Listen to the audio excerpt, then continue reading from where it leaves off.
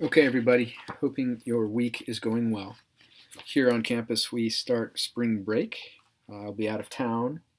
I probably will have access most of the time to my computer, so I expect to be able to do grading, but uh, I might appear a little bit absent, at some point. Driving around the East Coast interferes in being on the internet. But once I'm situated, I'll double check things, make sure everybody's on track, and hopefully respond if you have questions to various things. Let me adjust my microphone. In week two, what I want to deal with here is the first part of Treat People Right by Ed Lawler. So here we go.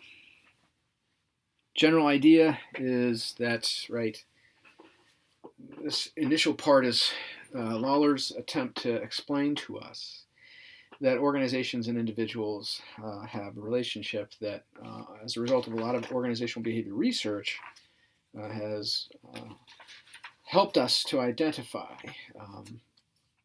what works, what doesn't work. And this is a text that's dedicated to the broad topic of examining why there's a payoff. We'll look at the idea of the payoff. We'll look at the notion of a leading edge and look at some ideas that have come about in strategy. We'll look at the 7 principles that are part of this notion of treating people right, as the text title indicates, but its subtitle kind of harkens to the notion of the creation of virtuous spirals in organizations. And we'll look at the leading edge idea that's present in strategy now and what makes people effective. So some comments on why it makes sense that you would treat people right is crucial here. Human capital, I think Lawler points out crucially, is precious in our organizations. And in fact, it's more essential to the organizational effectiveness than what we could call functional capital. How we treat people basically determines whether a company is going to prosper and survive. And so this is a centerpiece of policy. In the past, business environments tended to be relatively stable. They tended to be predictable. And now we're undergoing a kind of climate of relative uncertainty and lots of change on a more persistent basis. It's not as easy to find our competitive advantage. And once we have found it, it's very hard to maintain it.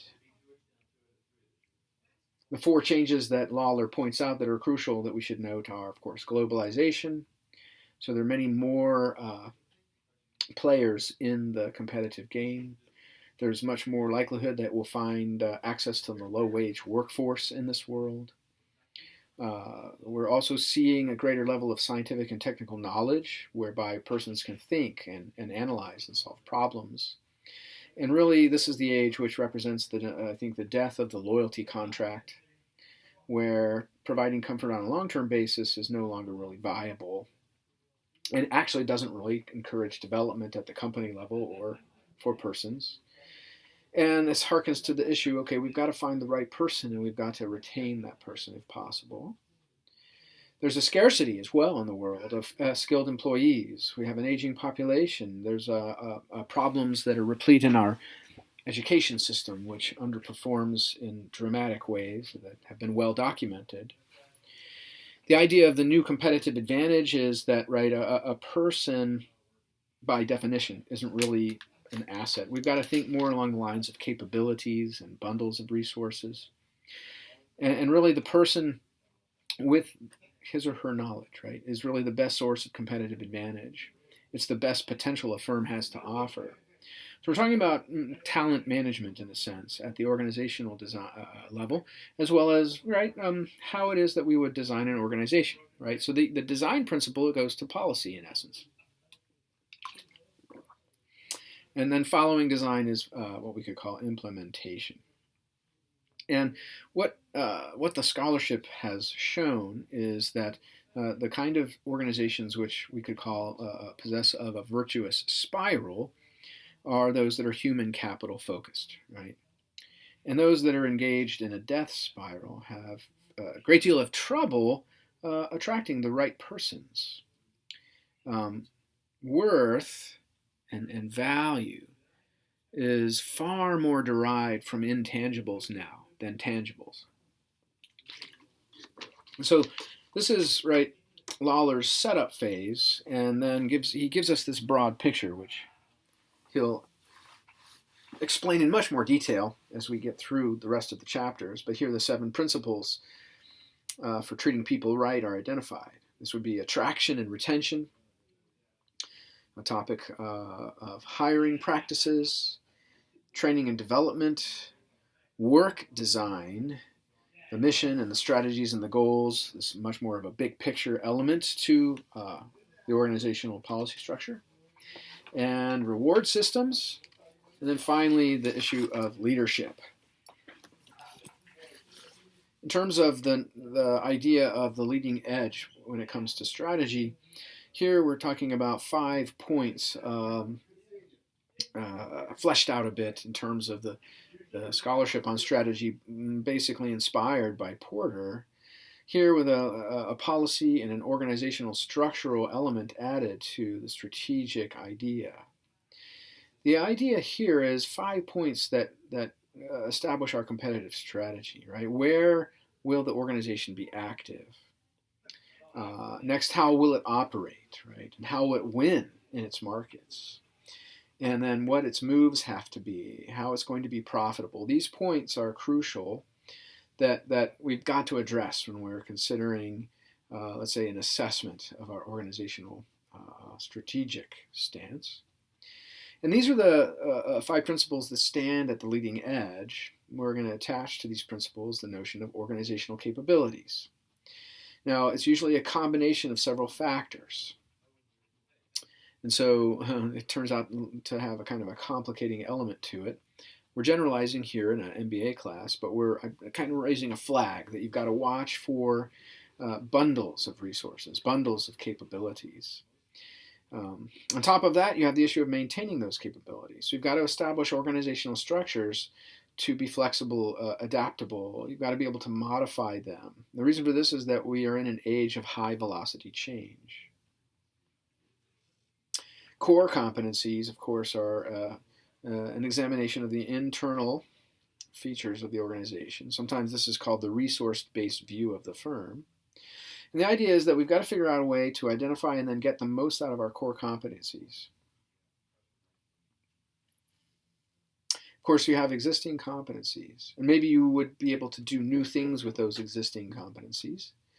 And that's crucial to note. And then, right, the competencies tend to be spread out throughout an organization. So we've got to be engaged in a great deal of internal analysis, an internal seeing process, we'll call it. So we can formulate judgments about our competencies. And another theme that Lawler mentions is the issue of going beyond technological competency. By itself, it's not sustainable anymore. It's not really a sufficient foundation of obtaining the competitive advantage just to rely on some kind of technology. It's because of the ability to copy that technology, reverse engineer it, and so on. Especially if there's off-the-shelf products becoming available. When you're looking at the broad environment, you've got to get hard data, get the facts down. There should be no assumptions in play. Assumptions will dictate satisficing decisions by managers. They should not become comfortable with guesses, right? You also have to be very realistic about human capital so you can attract and retain the right people. The way the organizational design elements are portrayed, I think is kind of handy to note. You look at your people and your performance. Performance is equal to ability times motivation. You've got to look at structure so that you note that the organization's overall strategy is closely aligned to processes, to policies, to actions persons undertake, that our key resources are aligned properly is part of a structural question. You've got to have rewards. So you've got to figure out how individuals in the firm are to be motivated. And we have to examine process. People, structure, rewards, process. In process, you're engaged in the control mechanisms, management and information and leadership. Here you're directing the behavior of the organization's members.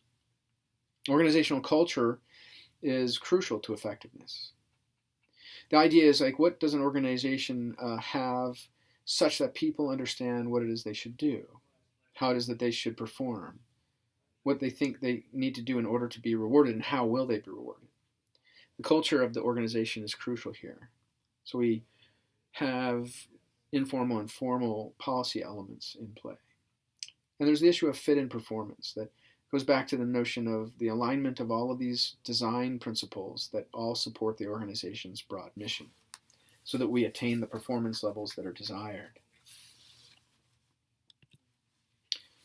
And then Professor Lawler gets into the issue of people. Since this was early in the text shown to be such the core issue for our strategic policymaking, we asked the question, what would make people effective? Now, first of all, the broad topic is sort of a catchphrase, the notion of the virtuous spiral. I think the lesson to take from that, to be careful about, is right that the spiral occurs if people are willing and able to provide a kind of upward momentum to the firm and to the organization. When we examine the causes of performance, there are two factors, right? Motivation as well as ability. When you look at people and motivation, you have lots of options. The author presents to us what we call expectancy theory. Now, what goes on here is that recognition that what we'll say is listening people are mostly rational decision makers. They think about their actions. They act in ways to pursue their needs and to satisfy their needs. They try to achieve their goals, or they seek out processes, methods, resources to achieve their goals. People under this theory are basically proactive and future-oriented, and they are motivated by rewards. Now, the Dan Pink text, Motivation, is going to dive more deeply into this topic. So this is sort of a simpler presentation here in the Lawler text, and we'll add a voice to it a little bit later in the course. What makes a reward attractive, right? What are the determinants of attraction? Partly it's got to do with how much of the award is present, right? How much is being offered. But much more importantly is the issue of the individual who values the particular reward. What type of reward is there, and how do they really react to it? How do they value it? So, for instance, it might be that they have some weakness, and maybe the reward acts like a need satisfier, right? So, the problem there is that, right, once you satisfy someone's need, the reward power, the incentive that is produced with the reward, it tends to get weaker. Well, maybe our approach is one of self-development. In this kind of situation, the scholars have discovered that the more people experience development, the more they want that to take place. Another kind of crucial fact to hit home on is the notion of intrinsic rewards. Intrinsic rewards are crucial. They are the greater effectiveness of type of reward. And when you have intrinsic and extrinsic rewards, the intrinsic rewards maintain their power, while the intrinsic rewards tend to weaken. Now, there's other factors that affect reward attractiveness, right? You have things like the gender and the age of the person influencing reward attractiveness. You have also a great deal of evidence that shows that there's a large degree of individual difference, right? So you see Lawler pointing to this crucial notion that you've, as a manager, you've got to get to know the person to understand exactly how to motivate them. Kind of embedded in this issue is the notion of why not just ask, right? So this is an observation tool. But the problem is that answers are often misleading. You got to look at behavior. You got to look at the actual work that takes place to get a sense of commitment and the willingness to stay with a company. These are other helpful indications besides just simply getting, answers to a question from the individual. We know that there are a variety of determinants of satisfaction. Now, the closer the size of the reward is to the standard that people have in their minds as, let's say, what they consider to be a fair reward for what they've done, then the more satisfied they are when they attain that particular reward. There are, of course, rational comparisons people will make and irrational comparisons. So what goes on here in the perception of fairness is really a mixture.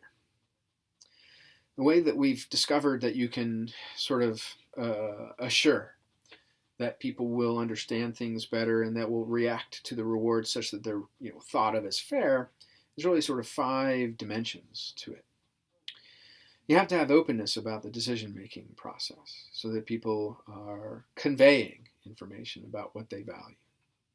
You've got to also involve all the right individuals in the whole process of establishment of the reward and recognition of the reward and delivery of the reward. You've got to also state very clear criteria.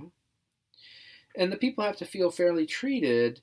Well, that happens when they have a chance to participate in the process of establishment of this kind of policy.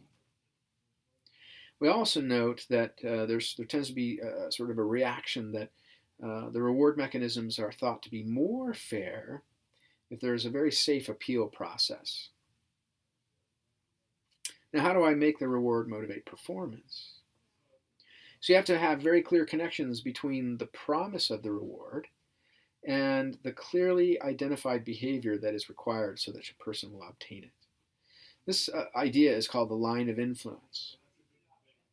Now, how do I work on becoming a better observer? That's a topic that Lawler gets into a little bit. Here, one way to be an observer of behavior is to provide a choice. The notion is, right, that there's a better chance they'll get a reward they would like when they have a choice among options. And once you have choices in place, you start to get information on what it is that individuals really value. Now, we establish goals, and we want to know how that impacts motivation. The idea is that we want to make sure that we are maintaining motivation to reach a very difficult goal.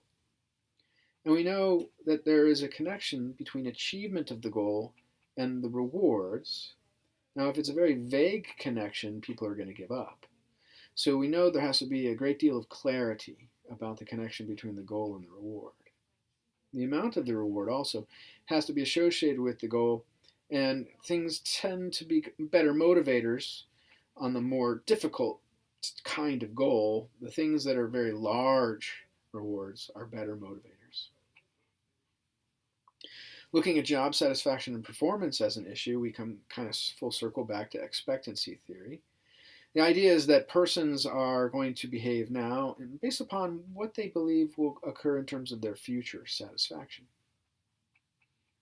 Job satisfaction itself, we know, doesn't directly cause the motivation or the performance.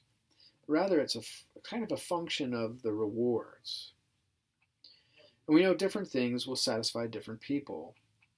And what happens in organizations, we notice that persons gravitate towards work that will meet their needs. Evidence shows that persons who stay longer in companies tend to become more satisfied. So we see increasing job satisfaction. But it turns out that there's not a lot of evidence to show that there's a huge effect on performance when they get a high level of job satisfaction. So satisfaction is quite important in the sense that the current dissatisfaction is an indicator of an anticipated state of affairs that's not going to be satisfying. And here's where Lawler puts into place the notion of a tie-in between turnover and dissatisfaction. Evidence shows turnover has immense costs on organizations. The research studies indicate anywhere between 6 times and 20 times the monthly salary level related to the lost individual in the turnover process. So that's performance, satisfaction. Looking at ability, the author presents this as what he calls the other half of a performance effectiveness, where persons have competency areas. The major ones are basically cognitive and motor and perceptual. There are factors that influence the ability of persons, right? One would be an early environment. Here is where competencies are kind of flourishing, right? And later on, competencies become fixed and also very, very hard to change. Then you have the issue of individual differences once more. You have to make sure that you identify different competencies and see whether tasks fit to persons who are being asked to perform. And then, of course, that relates to the goal, which relates to the reward. We see here analysis in the area of training and development becoming crucial, where evidence shows it's much more effective when you assign challenging work that stretches persons. But of course, you have support in the midst of that process, of that development, of that stretch. We also have evidence regarding personality and performance. There's differing degrees of impact from extroversion and introversion. We know that emotional stability has been identified as something crucial. There is a sort of agreeableness that's crucial, conscientiousness, and in terms of an angle on the development side, there's been a lot of emphasis on openness to experience in some of the research studies. So that's a broad view of the first part of the Lawler text, Treat People Right. I want to jump into some micro topics in week 2 to highlight some notions. Again, focused on the organizational team, the leader, the primary leader, the CEO. And we'll look also at what's next, flipping through my notes to find my spot again, and just have a couple of interesting notions to discuss. When it comes to the team, the topic on transparency is that there's a secret to effective learning, right? That we've discovered that managers sort of historically have a tendency to instinctively react to problems by hiding them. But we know that you can't manage a secret. So big organizations have identified major turnarounds with basically the development of courage in their organization. Being courageous, right, to attack problems that arise. Another topic that's come up is analysis of teams in terms of the proper personality mixes. And I point to the notion of companies attempting to basically organize their teams where the management teams are a blend of personalities. And the research suggests that you should really seek out 4 kinds of personalities. You have an entrepreneur. This is the person with a vision. And you have a producer. The producer makes things happen. They are the person who takes the product idea. They execute on it. They sell it. They handle all the stages of that process. They make sure it gets into a customer's hands. You also need the administrator, sort of part bureaucrat, part troubleshooter, part organizer. And they put systems in place. They make sure people are doing things. The wheels on the bus are not going crazy, right? Things are in process and flowing well. You also have the integrator, a person, right, who understands the other types of people that are present. That the other 3 talents have to be coordinated, they have to get along, they have to get to know each other. It's tough because often these 3 different talented individuals, the administrator, the producer, and the entrepreneur, they often dislike each other intensely. So all 4, of course, are crucial in the mix, right? Maybe I'll throw your way one day the dirty window test. I do it in classes all the time, but let's move on to the issue of managing talent. Now, Bolt Consulting and executive development is sort of specialized in helping organizations develop talent. And they do some research, right? And they consider the issue of rising stars and how they can crash and burn. So I wanted to mention the ways they've discovered they crash and burn. And the idea, what we're getting at is you put a stretch assignment in play and you have the rising star take it on. Okay. And so what you're doing is trying to give a person increased responsibility, a bigger opportunity, a bigger role. And what you do is you also empower them and then watch closely to see how they step up to it, how they handle it. And crashing and burning comes up, right? So top execs were asked what causes the failure of that rising star. Now, about half the time, the leaders who tried to get their rising stars to succeed, they say that what gets in the way is their ego. Okay, it's about 53%. 36% of them said that the development process went too fast and it caused too many problems to arise. 30% of the CEOs indicated that their rising stars, they failed because they turned into self-serving types. 29% kept repeating failures. And 23% of the time, the leader discovered that they had what we'll call a one-trick pony. An individual who had the specialty and the capability, but when you went to try to stretch them, it wound up not working well at all. So that was a serious problem. And then, looking at the issue of, let's say, taking your top talent and really trying to make it so that it's not vulnerable to being derailed, right? So that it actually, we overcome such obstacles. Here's kind of a policy note that arises in some research. You got this top performer, a highly talented person, and they have a tendency to derail, and it happens very regularly. It turns out that there's three interventions that are crucial. So yeah, you go out, you seek your best and brightest, you hire them to become your senior exec. But often these star types of persons are a bit uncompromising. They can be arrogant and difficult, and they're plagued by problems in what experts call emotional competencies. They could be very productive on their own, but once they're in the upper levels of the team, things go awry. So you get this really hard-charging person who's really aggressive and gets results. And they have to learn how to temper themselves to include people, to get others to buy into things, to learn how to, align themselves with others.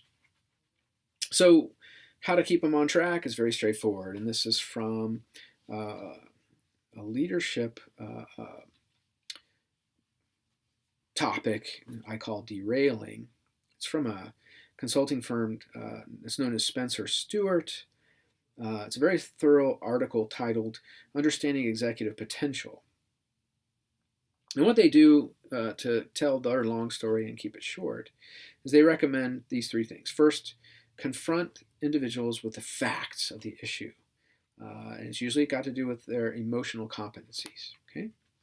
Secondly, you bring on board a coach, a mentor, to help them correct behavior.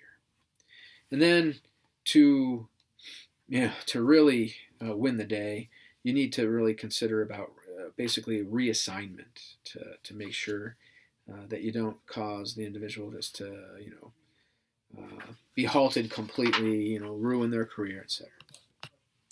Let's look at leadership. The CEO. Now I harken back to a topic on leadership, which was effective learning. Back in 1986, some researchers were asking questions about how business leaders would engage in effective learning.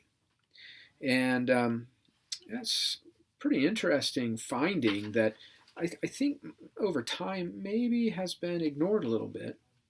But the effective shortcut basically to learning is to be in a study group. Change is now the rule and rather than the exception in business. More competition, more technological change. Something you thought was competitive and granted you an advantage now becomes obsolete very fast. So you have to become a learner. And our current era demands that you're learning strategies constantly. You're keeping yourself updated and you're constantly reading good books. One or two won't do it. You've got to be going in an ongoing fashion, developing tools quick. Now what's key is it's all about with whom you learn. The president of Harvard in 1986, his name was Derek Bach. He wanted to know a way to predict whether a student would succeed or fail in college. And they looked at all of the sort of normal, generally accepted, varied sources like their GPA, their SAT, their study hours, and so on. And what they found was that stuff really didn't matter. Rather, it was a student's ability to create an effective study group, or maybe to join an effective study group. The students that studied even once a week were better prepared. They learned more. They succeeded. It was like a sort of recognition of a social innovation, self-created infrastructures that actually help persons produce and retain knowledge. Now, how about a little tidbit on managing people? Now, here I'm kind of looking at the issue of tips in an area that's renowned as egregiously terrible. Managers, leaders are consistently bad at giving praise. And what you'll learn from Dan Pink is that praise is crucial. It's an intrinsic reward. Here are 11 tips. You can fill in the blanks as you want. Maybe handwrite it in a form. But what you do is basically fill in the blank and engage the employee with this in a very specific fashion, in a timely way. You've got to have immediacy of recognition, and it's got to be sincere. So, right, don't drop these things into some email I'm sending your way, but try to provide some kind of a note or actual verbal encounter. So here's some tips for praise, right? So forcefulness, right? From lowest level of force to highest would be email, face-to-face conversation, handwritten note, and the bear hug. You got to be also easy on superlatives. Hardest working and most glorious, awesomest, best smelling. Back off on the superlatives if possible. Go easy on that. Praise also should not begin with some kind of phrase like you don't, you do, you know. Gotta kind of back off on that. You want say a handwritten note, and evidence has shown that a $100 gift card as a reward has less force than the handwritten note. But a $200 gift card has more force than the handwritten note. Now that's interesting. See, it sits in a little bit of a scale. You also should sort of end an expression of praise with, an ending that's clear and not have sort of a nullification phrase, like saying, wow, not only were you awesome at that, but I was so happy this happened. And you're good with other stuff. Okay, so that kind of vague thing actually nullifies praise. Also, if you end your expression of praise with something like, oh, blah, blah, blah, blah, you were awesome, I thought this was beautifully done, hey, now get back to work. Right? That nullifies the praise. Praise and criticism shouldn't go together. Praise that is followed by criticism is actually not praise. And praise followed by praise is probably too much praise. And praise followed by criticism is, like a sandwiching principle. So you go praise, criticize, then add in praise. That's probably a little bit better. But here's the template I use for a nice handwritten note. A blank for their name, comma. I couldn't be more impressed with how you did X. You sure did blank, blank, blank out of the job. You worked the heck out of it. You did hell of a job. You blah, blah, blah. Not only did you X, but you went further. You did more. You were blah, blah, blah. This was beautiful. Fantastic. Some kind of other kind of cool word there. and then simply end, best, comma, sign it.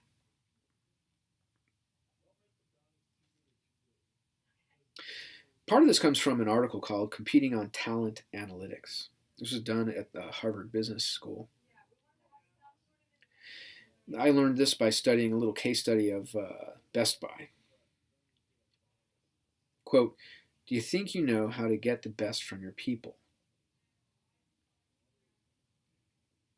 Now, the anecdote was regarding a Best Buy manager named Ralph, who had a whistle.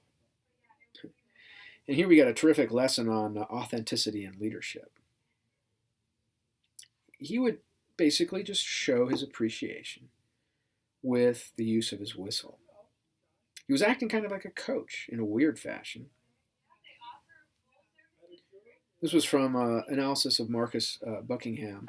He presents this notion in the book Stand Out. Buckingham, by the way, has another couple books you ought to have on your shelf. One called All In, and the other one called The Orange Revolution. So very, very good. Let's look at decisions. Behavioral economists keep discovering how we make choices in irrational ways. And they've been teaching us how to make ourselves better decision makers. And, partly what goes on is our minds can play tricks with us. So diving into some of the interesting stuff, here I'm dealing with the Nobel Prize winner Daniel Kahneman. His book I reference is Thinking Fast and Slow. Let me quote him. He says this: when faced with a difficult question, we often answer with an easier one instead. What is going on here is you're kind of compounding your error by not realizing that you did the substitution. Instead of saying, should I invest in the Apple company, one unthinkingly asks a question like this: do I know a lot of people who enjoy Apple products?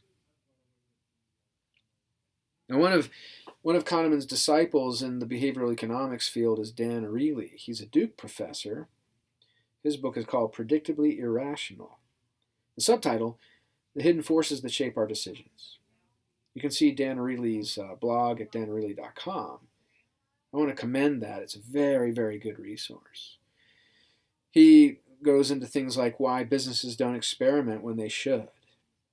He was going to provide, for instance, a corporate client with a project, and he says they asked him, well, what kind of approach should we take? And he said, look, I can give you an intuition, but intuition is a remarkably bad thing to rely on. You've got to run an experiment. And of course, the company refused to use the experiment to conduct a process to teach them their better decision. Okay, enough about decisions. In the what's next sort of area, I want to talk about CEOs as brand. There's been some interesting research of the CEO as brand, and there's a paradox. It works like this. Basically, branding your CEO, charismatic CEO, strong personality, that is a very powerful branding option for especially mid-sized companies. But it works only for a while, and after that, you get yourself in trouble. This is from a Forbes article by Jesse Thomas. It was titled 5 Personal Branding Tips for CEOs with Dan Schwabel. Schwabel cites some superstars like Branson and Schultz and Shea. He has a blog that he referenced from Suzanne Bates. Her blog is at CNBC. She wrote a book called Discover Your CEO Brand. Well, the evidence now shows that, look, you can develop a brand around your CEO, but there's going to be a problem. As that company changes, as that company goes from mid-size to large through growth, the CEO's brand becomes counterproductive, and there are 3 reasons why. The CEO's brand won't scale. The CEO can't be everywhere in the bigger company. Next, it will make the company vulnerable to a scandal. And then, most importantly, branding with the CEO impedes the team's creativity. Okay, let's look at talent from the research. Now, this topic I'm referencing refers to technology-driven landscapes where we're surrounded by computers. And, people sometimes say, look, robots are going to steal your job. And it turns out that's, a great fear. It works well for a Terminator movie franchise, right? But the real war isn't about money or military power or about, Skynet's cavernous lair and machines versus man, right? The real war is for our jobs. That's the notion of the Terminator movie. Now, Eric Brynjolfsson wrote a book called Race Against the Machine. Now, he's director of the MIT Center for Digital Business.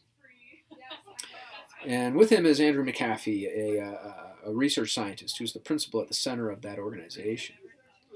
What they do is they study teams, they study technology, and they look at how organizations can capitalize on technology and create jobs and so on, rather than allowing the organization to become victimized by the technological change that's going on.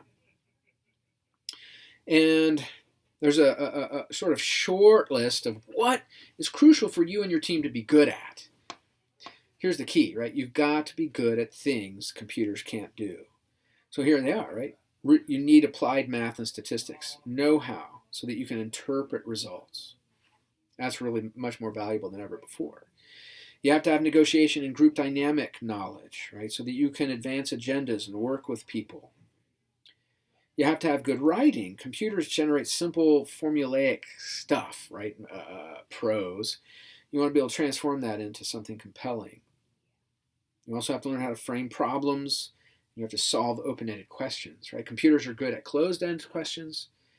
People are better at open-ended things, identifying opportunities and so on. And then persuasion. No one seriously thinks that a digitized economy would get rid of salespersons. Salespersons are always going to be able to find work because of their persuasion skills. Let's examine the topic of Moore's law and big data. Computers and big data are about to transform the competitive landscape. Well, that's probably an understatement, right? Big data is very crucial. Now, this is straight from Brynjolfsson and McAfee again, very prolific authors and speakers. And they started a blog called Andrew McAfee Blog. That's back in 2008, 2009. Now, initially, they were writing about things connected to one of their books, but they began to push their ideas much more further. So Moore's law, right, is well known. It's the idea that a computer capability doubles about every 15 months. That was, Gordon Moore's prediction in 1965. So that's old news. Now, in the Race Against the Machine book, you see an explanation of how computers are transforming business competition. And what they explain is that big data has now proven to us that we've missed something about Moore's law. We've, in a sense, forgotten how it adds up and how it adds up fast. Right? Doubling in power every 18 months. So the doubling phenomenon, it's demonstrated as follows. Imagine a situation where you have this is an ancient story about math. And in one version of the story, there's this inventor of the game of chess, and he's trying to show this creation to his country's ruler. Now the emperor is really delighted, and he says to the inventor, "Name your reward." So this clever man says, I would like a quantity of rice determined like this. 1 grain of rice placed on the first square of the chessboard. 2 placed on the second square. 4 on the third. 8 on the next one, and so on. So that each new square receives twice as many grains as the previous square. So the emperor says, okay. Now, the emperor soon sees that this constant doubling results in very large numbers. In essence, the inventor, he winds up with 2 to the power of 64 minus 1 kernels of rice, or grains of rice, I guess you'd call it. Now, 2 to the 64 minus 1 is actually a pile of rice larger than Mount Everest.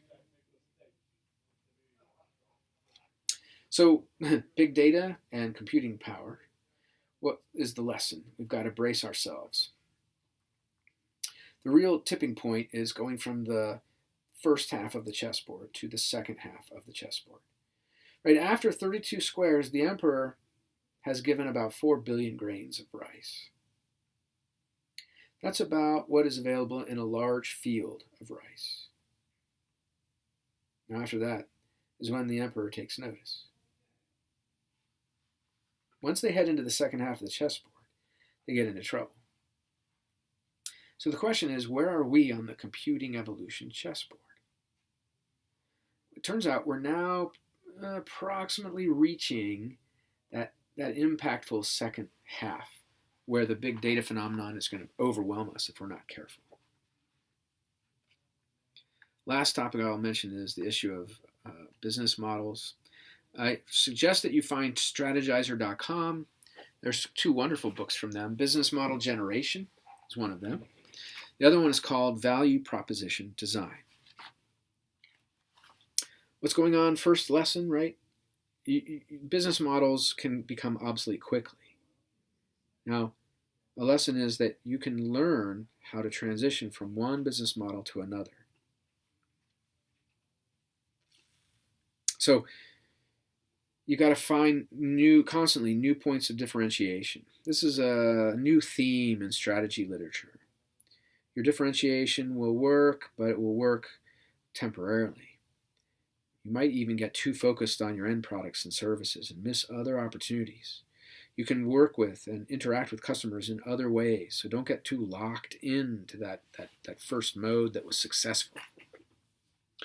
Here, this is research work from the Columbia Business School. The professor's name is Rita Gunther McGrath, and she highlights a number of issues. There's been a great deal of adjustment in the notion of thinking about differentiation in the 21st century. Sort of conventional product and service differentiation can be leapfrogged very, very quickly now. So you see kind of this taking place in the pharmaceutical companies. They used to compete in a sense, let's look for a miracle cure. And the reason was they had the generics, sort of breathing down their necks. And there were fewer blockbuster drugs.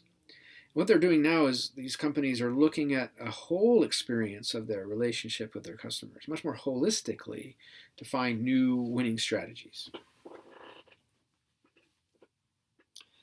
Another thing of note is to think about differentiation all the way through the entire chain of value, the entire consumption chain. How is that permeating a business's culture? That's crucial. Turns out that hasn't really permeated business cultures very well, but it should. Businesses are struggling as customers disappear from one industry or another. Companies are getting it, but most are not. The ones that do get it are the ones that will have success in their investments and their innovation. Most companies that directly serve consumers, think of, say, credit card firms and airlines, cable companies, phone operators. They've got to search for bigger opportunities rather than better experiences. McGrath also mentions that you need systematic efforts. And the reason for that is that business models are getting disrupted. That's been a recent theme because of technological change. I want to mention one of my favorite texts, this again, going back to Strategizer. It's from John Wiley. It's a book called Business Model Generation. It's by Alex Osterwalder, and it uses a model canvas. Basically, it's a way to approach your business model by basically mapping it. You let the guide of that map be a source of innovation and improvement. It has 9 building blocks, and you have this canvas. You position the building blocks according to the design approach given in the text, and you establish the foundations. You get these particular elements of your business model arranged. You try to get the parameters basically on a single page, and you grab a pen and you basically just start writing on the canvas, and You maybe use post-it notes and you move ideas around on the canvas. The idea is that you need flexibility. Ink is stubborn, so let's use a post-it note and remove a reminder, put a reminder somewhere else. And what you do is you answer questions in each part of the canvas. The 9 areas are pretty straightforward, right? So key partners, key activities, key resources, the value proposition, customer relationships, channels, customer segments, the cost structure, and the revenue streams. And all of these factors, right, everything should be mapped out, put into the pictures, and processes should be depicted in very careful stages. Go find the TED Talk called uh, how to Make Toast, and you'll see a very inspiring discussion from a business model consultant. How to Make Toast. If you Google TED, How to Make Toast, you'll find it pretty quick. So that's this week. God bless you guys. Get to work on read. Make sure you read. Make sure you get yourself to the quiz for the week. Post in your journal. Post at the discussion page. That's a wrap. I'll put this up.